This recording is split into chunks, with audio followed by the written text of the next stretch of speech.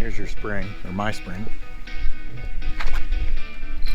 So this is not on the door anymore. So this is where the magic happens. Seems to run pretty good. So don't be afraid to do your garage doors.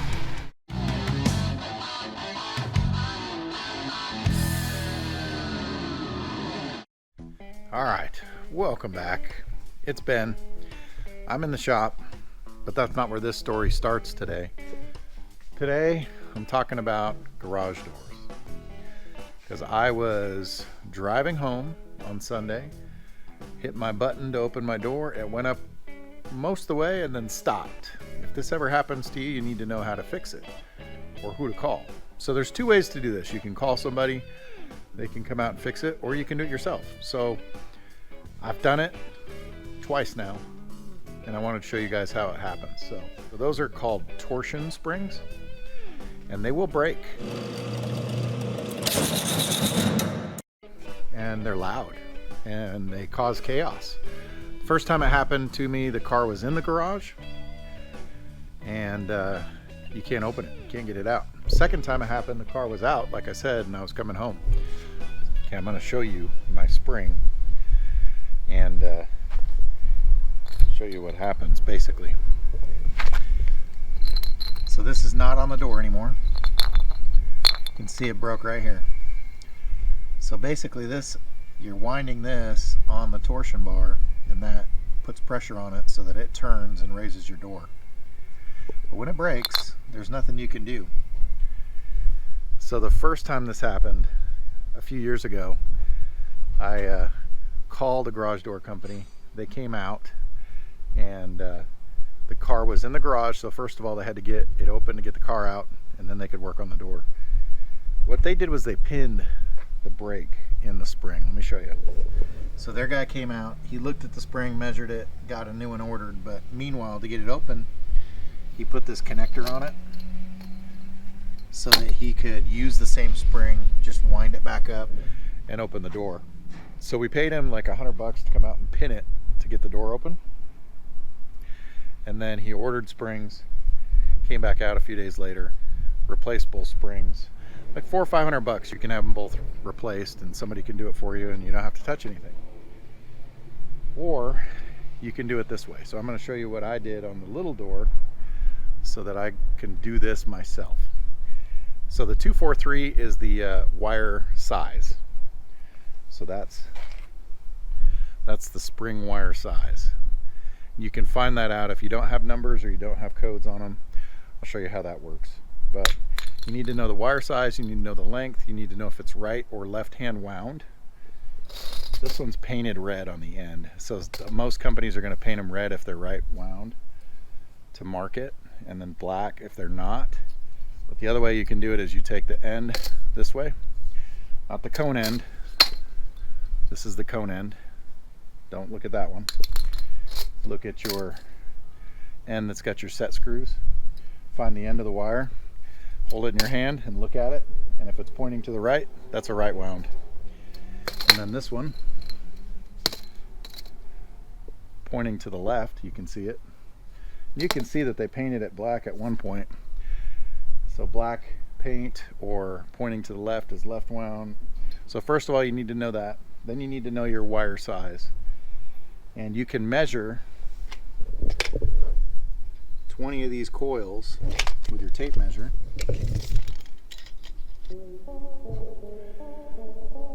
And then I'll show you on the chart what that actually gets you so you can figure out your size.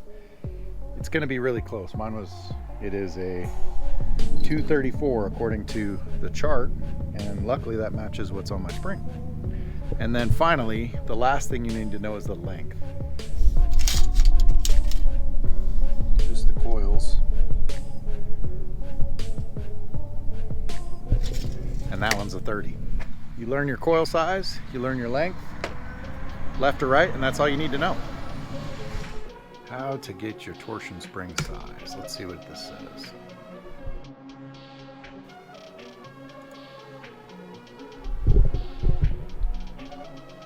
Perfect. The other number you need to know is the inside diameter. So inside the cone, how big the coil is, basically. Mine happens to be a 2-inch. 4 7/8 was a 243. So that's how I figured out my 243, and then I verified it by what was spray painted on my coil. So I have a 243. That's 20 coils you measure. Wire size. Selecting the right spring, you need to know right and left. So here's how you measure your 20 coils, like I showed you.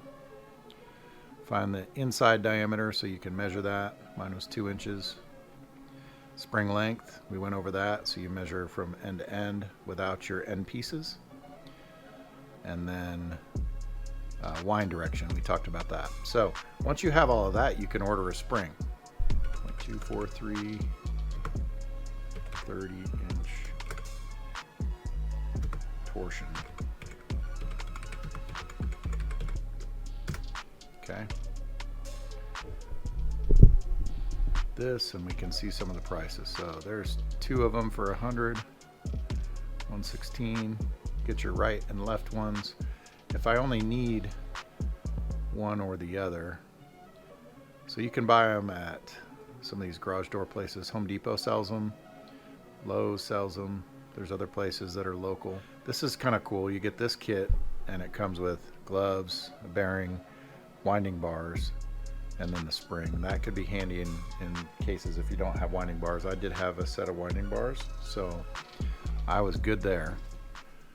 Okay, so I noticed that you could just buy these springs on Home Depot, pick them up at your local store. Takes a couple of days, but just go to homedepot.com. I'm not plugging them, but it just worked out for me. You can see my recent search. 234/30 left wound torsion spring. So let's look at that. And here we go. So these are 40 to 50 bucks. Pretty reasonable. So I want a left wound. This is Clopay, that's a decent garage door. Duralift, that's decent. So it looks like Clopay is cheaper if you want to go that way. All right, so I ordered a spring. It'll be here in a couple of days. Paid like 45 bucks. It's the spring I need. So we're gonna pick it up and I'll show you how to install it. We're gonna take the old one off, put the new one on, and get the door put back together. So we'll see you in a couple of days. It is like 2 or 3 days. Ready? Now. All right, welcome back. I'm back on the garage door. Hey, my spring showed up. It's came in a box. Like they shipped it to Home Depot. They could have just shipped it to me. It was weird. Anyway, got the spring. I'm ready to get this thing switched out. So really the only tools you're gonna need, there's bolts on the center where the spring is. I think they're 9/16. And then I think it's like a 3/8 wrench or something, 7/16 for the little set screws. Then I got my winding bars and a pair of vice grips, big vice grips to grab that torsion bar. I'll show you. We'll get started. I'm gonna grab my tools. We're gonna zing the bolts off of that center and undo the drums on the end. So we'll show you how that happens. All right, first thing I did was I just moved my, disconnected my opener rail and just moved it out of the way. Just to give me clearance here. So we've got to undo these bolts that are holding the spring to it, and then these set screws, and I got to pull these drums off. So there's a cable that I'm going to just let dangle there. The drums I got to loosen up, and then take these off, do the same thing on the other side. Basically we're going to slide this bar to the left and then take the spring off the end.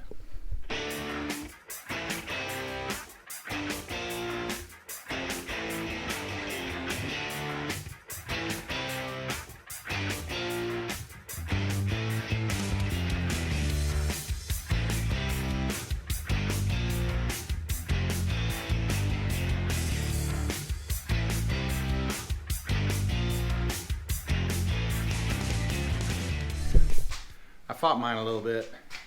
Whenever you torque down any of those little set screws on the bar, it can tweak the bar and then they don't fit as well through these bearings. So I was having trouble getting it to slide all the way through that one, so I just took the end bracket off and moved it. And I just put that back together, but you probably won't have to.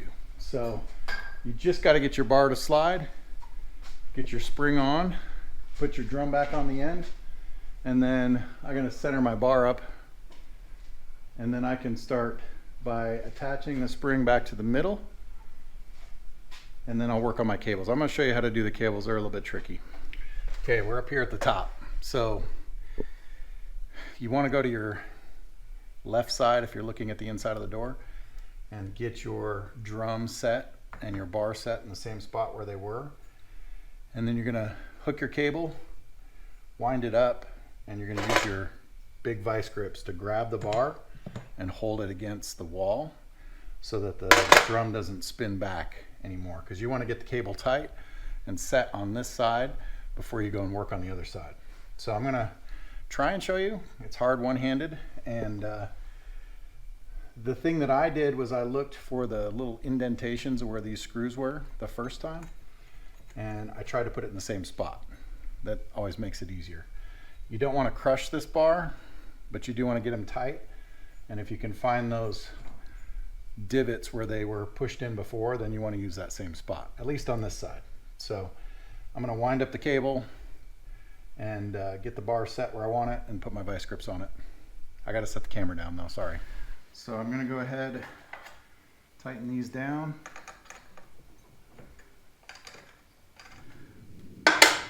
So these wheels are carrying the weight of half the door on this cable. So you do want to make sure that it's nice and tight. Next, your cable. There is a spot where it hooks in. So you hook it in, and then I'm going to hold it tight and roll this down, keep it in that groove.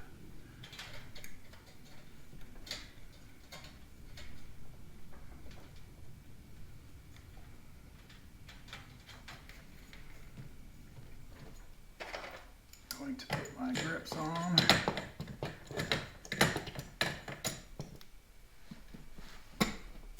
Okay, so that holds the cable nice and tight. That's better. So now we're set on this side. We're going to go work on the other side. Okay, so on the other side, you've got your drum just free. Bar set in the right spot. You're going to grab your cable, and basically you're going to find your slot again and hook it up and start winding it up the same way. And then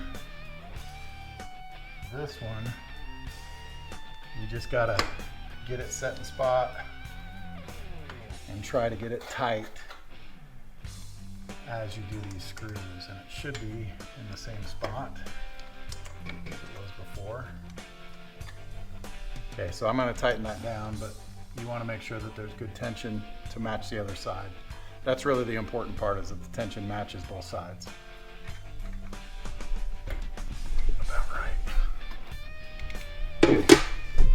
Okay, so once I've got them tight, my cables are set, my door's ready, I'm ready to wind this sucker. This is the fun part. All right, so this is where the magic happens. I don't even know if I'm in screen, but I'm gonna show you this. So here's your spring. You can see where my dimples were from when it was set before. Notice the spring looks a lot shorter.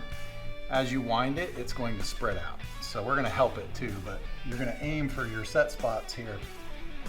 On an 8-foot tall door like this one, you're gonna have to turn 32 times, and that's up.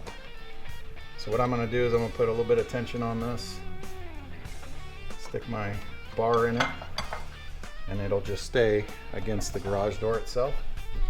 So now I start winding by going like this.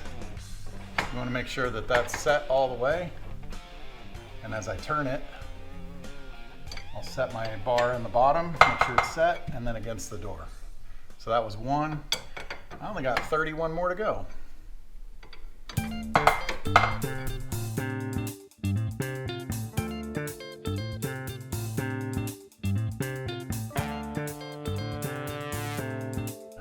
to your 32 winds. Go ahead and make sure you put a little bit of pressure out. Get it stretched out where you need it. And then we're ready to cinch these suckers down.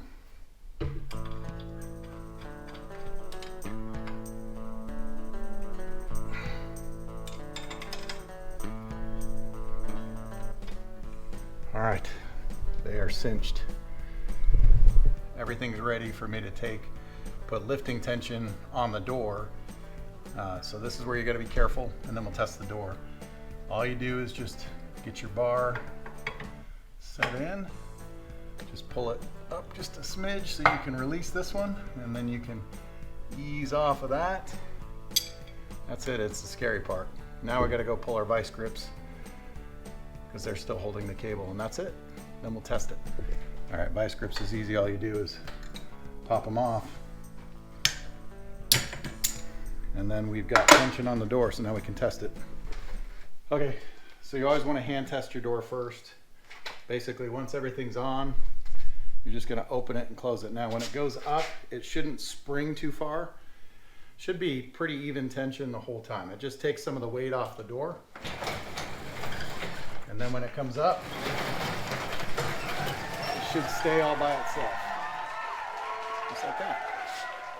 There, now we can hook up our opener and run that, see how it does. Gotta get my arm back, it's way over there. All right, it's a gorgeous day. I'm in the shade at least. It's about, I don't know, 75, 77. It's about to get cold this weekend, so I wanted to get this door up so I could get the car back in there. But it works and seems to run pretty good. So don't be afraid to do your garage doors. This one was just a single spring. The other springs are the same thing, just you gotta wind 2 springs. And you do wind the same way. You wind up no matter what, if it's right or left hand. So you put your bar against the door, wind up a 1/4 turn, and yeah, that's how that works. This one's going good. Anyway, that's it for today. Thank you guys so much for watching. Hope this helps you with your garage door. I know it's pest control, but hey, you got to be able to go in and out of your garage. So I figured we'd share that with you. We'll see you guys on the next one. Thanks for watching.